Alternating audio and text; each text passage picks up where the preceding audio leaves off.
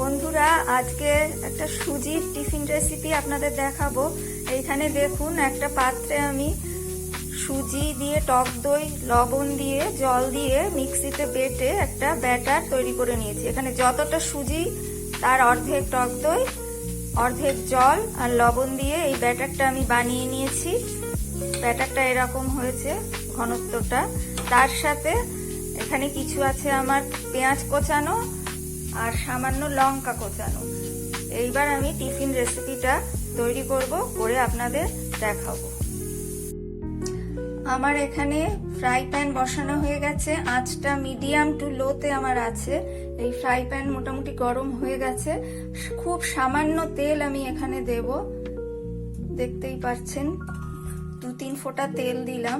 তেলটা একটু ছড়িয়ে দেব। এবার ব্যাটার দিয়ে দেব। এই ব্যাটার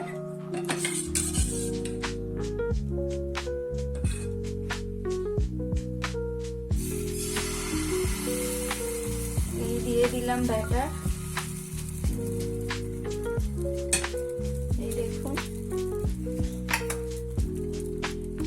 ওপর থেকে আমি পেঁয়াজ কুচি আর লঙ্কা কুচি ছড়িয়ে দেব। দেখছেন কেমন জালিদার হয়ে যাচ্ছে। গোলাটা দিয়েছি, আস্তে আস্তে জালিদার হয়ে যাচ্ছে। এইবার লঙ্কা কুচি আর সামান্য করে পেঁয়াজ কুচি এই দিয়ে দিলাম। এইবার ওপরটা যখন শুকিয়ে যাবে তখন আমি পাল্টে নেব।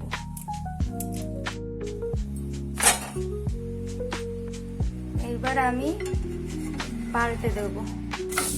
দেখুন বন্ধুরা, নিচের দিকটা কেমন সুন্দর রং ধরে গেছে। ওই পিঠটাও একটু ভাজা ভাজা হবে পেঁয়াজগুলো। তারপর আমি নামিয়ে নেব। দেখুন, পেঁয়াজগুলো ভাজা ভাজা হয়ে গেছে। আমার এই সুজির রেসিপিটাও তৈরি হয়ে গেছে। এবার আমি এটা নামিয়ে নেব এবং বাকিগুলো সব এইভাবেই করে নেব।